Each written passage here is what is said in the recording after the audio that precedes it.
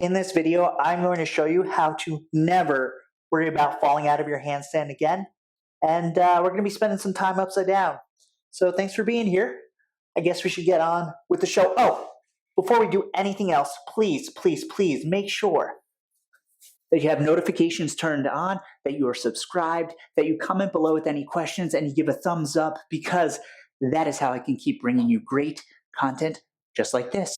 All right, so handstands 101. A lot of people skip over these next 6 steps, and that's why it takes you forever to get your handstand, but also why it can be scary to be upside down. So before we go any further, I just want to remind you of this. This is what you want to do in a handstand. This right here, stack the blocks. What the fuck does that mean? I'm glad you asked. Stacking the blocks. So you can think of it, your human body, our bodies, are like a stack of blocks. If you have blocks that are sticking out along the way, it's going to be harder for that stack of blocks to stand up. So our joints are going to be stacked. We have our wrist joint, we have our elbow, we have our shoulder, and that's a head. We have our hips, we have our knees, we have our ankles, and then most important of all, we have our toes pointed, because if your feet are flexed, you're not going to stay vertical. Okay, but if we can stack these joints, then you're going to have an easier time staying vertical.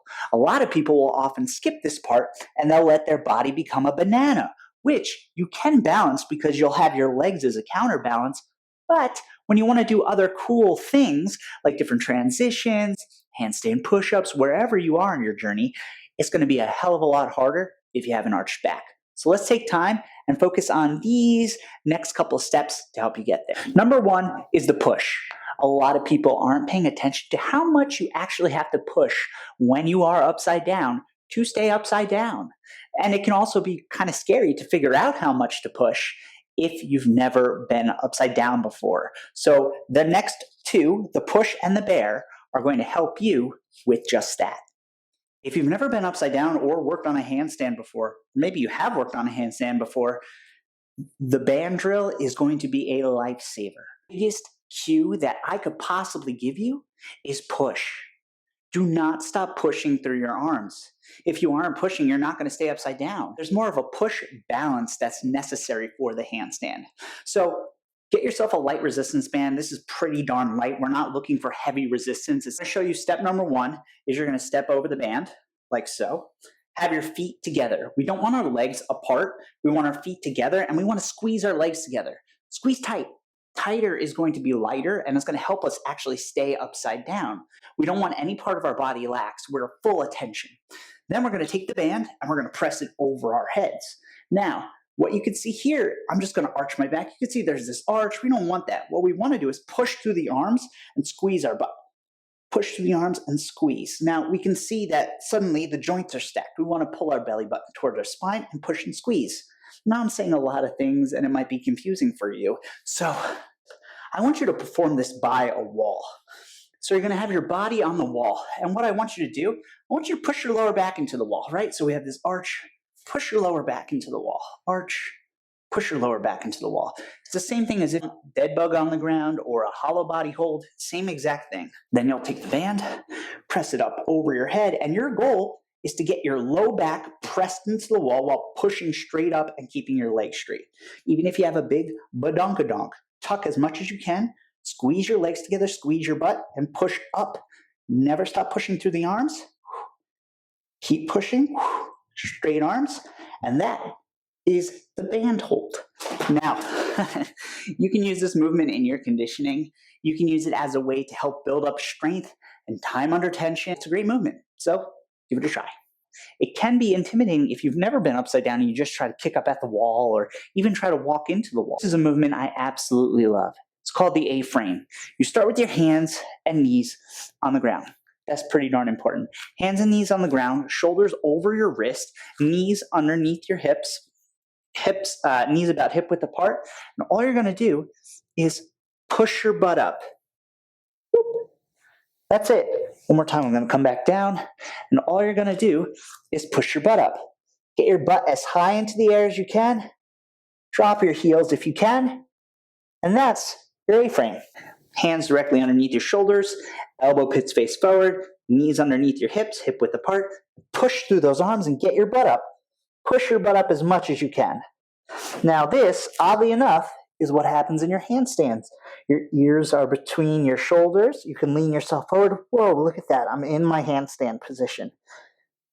You could drop your heels down and keep your butt up. To strengthen that position or to know what it feels like to push through your handstand, you could do A-frame shrugs. Bring your body forward, push through that shoulder blade. Body forward, push through your shoulder blades, right? You're trying to push your shoulders towards your ears while keeping those arms straight. From the front, it looks a little bit like this. Shrug. Yeah. You could take it a little bit further and you could start reaching with your arms and taking small steps. It's really going to help you with your handstand. Because if I go and I practice my A-frame near the wall, I can put one foot on the wall, the other foot on the wall, and look at that, straighten my legs. Technically, I'm in that same position that I was just in, right? Push my butt up. Number 3, pretty important too, balance. Balancing in the handstand can be confusing, and some people would just expect you to figure it out once you're upside down, but that can be kind of intimidating because you're already trying to get your entire body stacked to be vertical. A great way to work on this is practicing something like the crow. So that's where you're going to check out now. For example, with the crow, I'm going to press my fingers into the ground to lift myself up and push into my heel to bring me back. Now, if you've never done the crow before and you're a little nervous about it, I'm going to take you through it. Have our hands in between your squat. Your heels can be up if they need to be. You're going to take your hands and you're going to spread them apart so your hands are in a diamond position. So one more time, spread them apart. This is your starting position. From here, you'll put your hands on the ground. You can have your legs as wide apart as you need them, right? So long as they're resting on your triceps. And you're going to shift your weight forward. Now, a lot of folks think that the hardest part is you need a lot of strength, but you don't. The crow in and of itself is a balanced position. It's balance. So you're going to shift your weight as far forward as you can. Now, all you're going to do is point one toe and bring it back down. You're going to point the other foot and bring it back down. So again, point, point. Now what you're going to do is shift your weight further forward. As you shift your weight further forward, you're going to feel like, oh no, I'm going to fall forward. Push into your fingertips. Yeah? So I'm going to come forward. And as I come forward, point, point, my balance point. I'm going to come forward. I'm going to let my head tap. I'm going to push into my fingers. And come back up. Go too far back into my heel. Heel will send me back this way. Push into my fingers. Push into the heel of my hand. Right? And it's this constant back and forth. That's how you balance in your crow, and that is how you can balance in your handstand. Wait for the plane to pass by. Okay.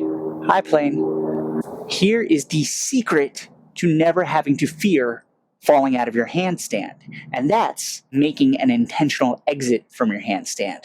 The bail is one of the most important skills that you could learn if you want to balance on your hands, because maybe you don't have a lot of space, maybe you have things around you, maybe you're just trying to practice your handstand and you don't want to break your shit.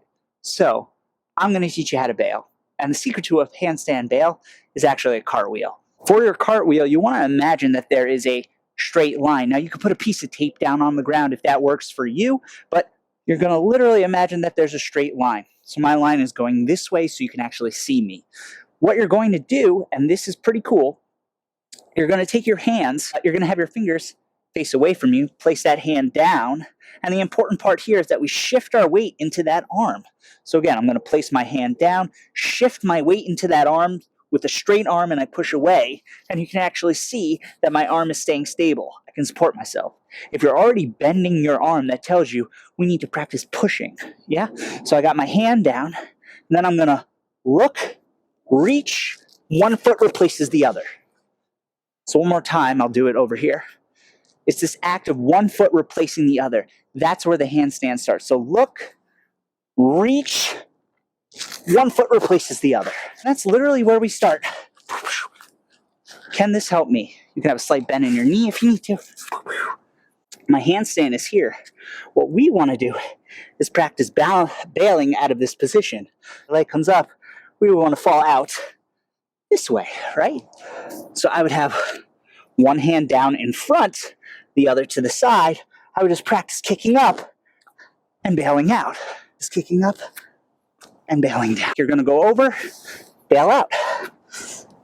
Kick up, bail out. Kick up, bail out. Practice those bailouts on each side, and eventually you'll use it when you're in your handstand. Always start off with the bail. It'll make things safer for you. Number 5 is quite possibly how we can truly build our conditioning up, be strong enough to stay upside down.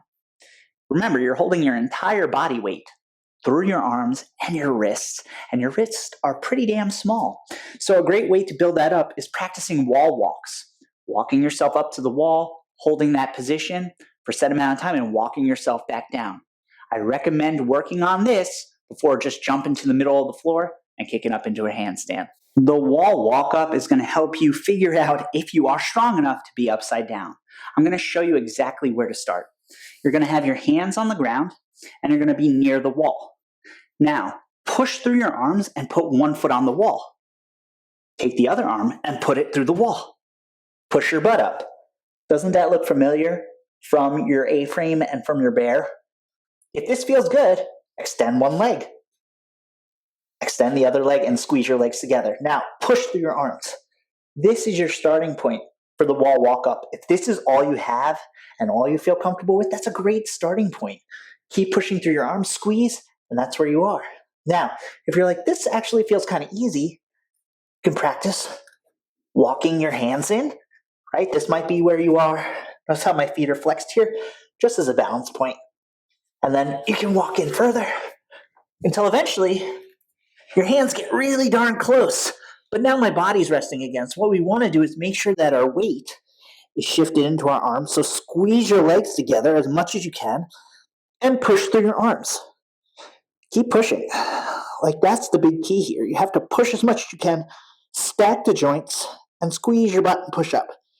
And that's your chest to wall hold. And then you'll just walk your hands out to come back down, walk your legs down.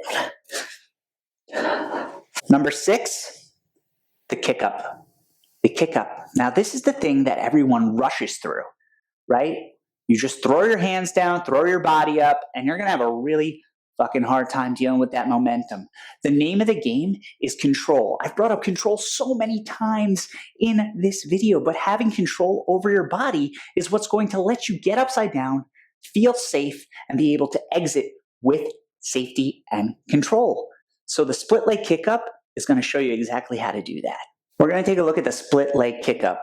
Now, this is the preferred entry for a handstand when you're just getting started, but even when you're advanced, this is going to allow you time to stack your hips and actually find your balance point. The last thing we want to do is just throw our hands down and kick our legs up, right? If you've never gotten upside down before, I do actually think you can throw your hands down, kick your legs up, right? But maybe we'll switch it. So instead of just throwing our body down, what we'll actually do, as I fix my handstand hat, we'll put our hands down, less than a foot away from the wall, maybe a foot's length. And instead of starting back here like this, I want you to push through your arms and shift your weight forward. Keep your ears between your shoulders. So again, we're back. We're going to shift our weight forward, push through straight arms. No bent arms, straight arms with elbow pits facing forward. Now, I'm in a more advantageous position to actually be upside down. I'm going to push the whole time, and from here, I'm just going to kick up. And if that's all you got, great. What you can do is keep practicing light kick-ups, kick up light, and point the toe till eventually you float up. Now notice that I still have my legs apart. This requires a lot of flexibility. You could be here, that's fine. You can have a slight bend here, but try to point through your legs as much as you can and point your toes. From here, when you find it, great. And then you'll come back down. Just bring the leg back down. That's how we can work on developing control. Just kicked up with that, so I'll have the other leg here. Same idea. Wrist in front, turn those elbows forward, stack the weight. I'm not back here because then you have to travel further and you're not actually going to stay up. So start with your hands down, shift your weight forward, push through your arms as much as possible, and then practice your small kicks. Yeah? Small kicks. So finally, you find that balance point. You're looking, here's the kicker here. Look through your eyebrows. Yeah? Look through your eyebrows as much as you can. Stay stacked. Right? You might even get a float. The big thing that's going to throw you off in your handstand is not knowing where to look. Some folks might just say, look straight forward, but that's really hard because you have to trust yourself that you're balanced, right? Another person might say, oh, well, just look through your neck. Well, if I'm back here, it's going to be really hard on my neck and it's not going to feel fantastic. So what do I recommend? I recommend push through your arms, look through your eyebrows. Look through your eyebrows as much as you can. Keep pushing. Look through those eyebrows. I know it's going to be a weird, but it's actually going to keep you closer to a straight line. I hope you found that very helpful, informative. I'm going to take this time to answer some frequently asked questions that I've gotten about handstands. One of the most common questions is, what do I do if I have wrist discomfort or wrist pain? Well, first and foremost, you got to make sure that you're working on your wrist flexibility. One of the best ways to do this is by clicking that little tabby, and you can see a whole video I have on wrist mobility. But the most important thing is to make sure that we can actually get our wrist into this position. If you have tight forearms or anything like that, you could spend some time doing some self-myofascial release, fancy way of saying just some trigger point work on letting go of those areas. You can also do like simple just stretches like this, but probably following a full routine, doing it at the beginning of your workout and at the end of your workout, making sure you're taking proper rest, and also that you're gripping the ground with your hand. If your hands are completely flat, you're just going to put all the weight on your wrist and it's not going to feel good. And like anything else, it's going to take time for you to build up that wrist strength and all the musculature and the tendons and ligaments. It's going to take you some time. So don't try and do handstands for like an hour a day right when you get started. I recommend short bursts, so like 10 minutes, 3 times a week is a great place to get started and build up from there. Eventually, your wrist won't be as sensitive and you will have the strength. Now, if there's any other sort of thing that is bothering your wrist and you can't stack properly, you could practice on something like parallettes. That's an easier way. It actually stacks your joints a little more easily too. But again, I would make sure I take time to build up the necessary strength in the wrists. Another question that I will get a lot of time is, what does handstand programming look like? Like, how do I do it? How do I go about it? It's a great question. Handstands are a skill. Skill work in and of itself implies you're going to make a ton of mistakes, right? So it's not something I could say like, all right, we're going to do 6 by 8 reps of handstands. That doesn't really work. And usually when you program that way with handstand work, that's where you can run into some trouble, specifically pushing past the point of exhaustion. It's a movement where like, hey, if you can hold it for 10 seconds, that's awesome.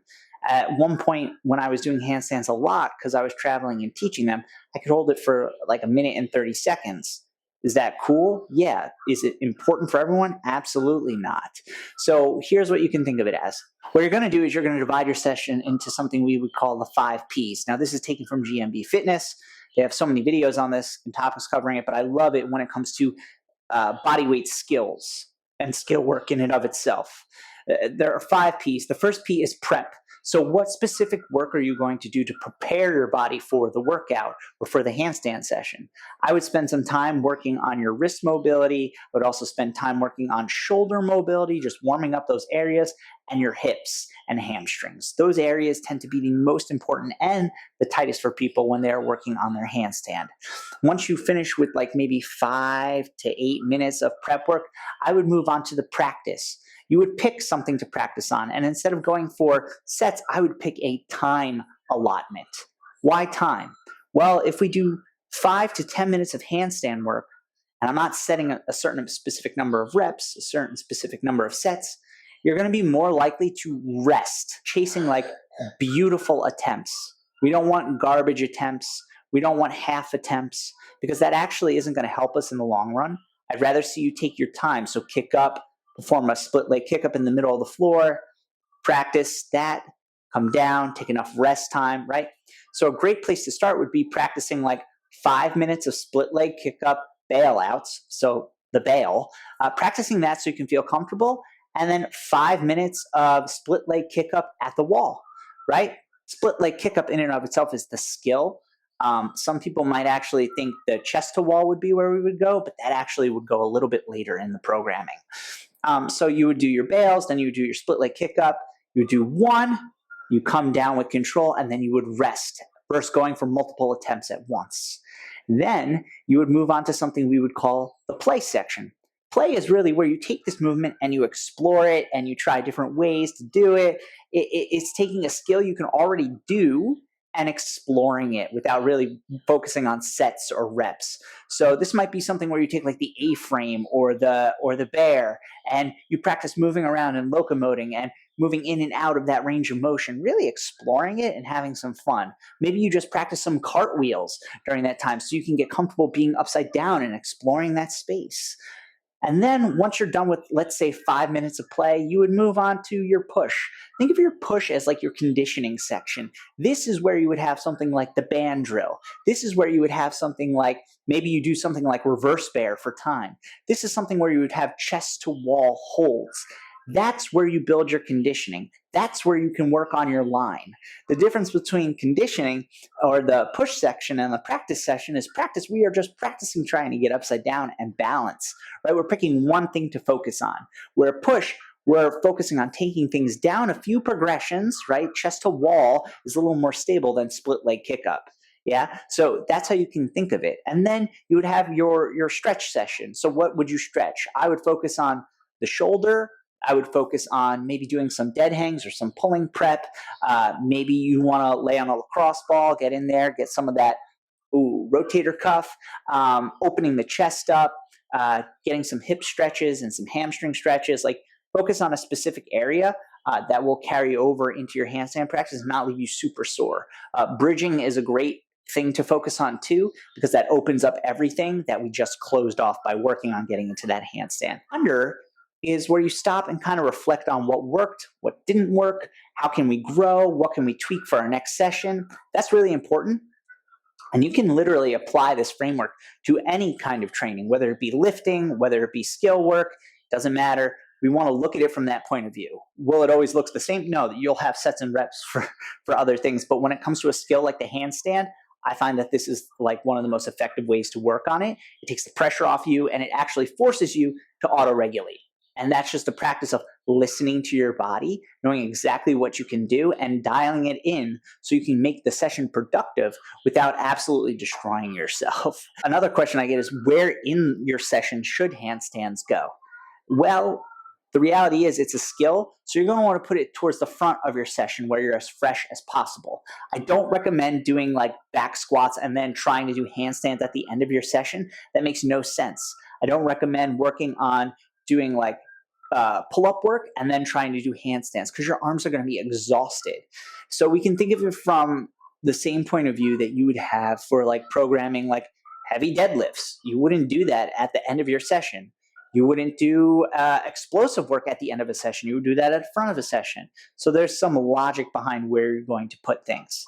Now, the big question that I get every single time for the hundreds upon hundreds of people I've taught handstands is, how long will it take me to get a handstand? When will I get the handstand? Here's the truth. Couldn't tell you.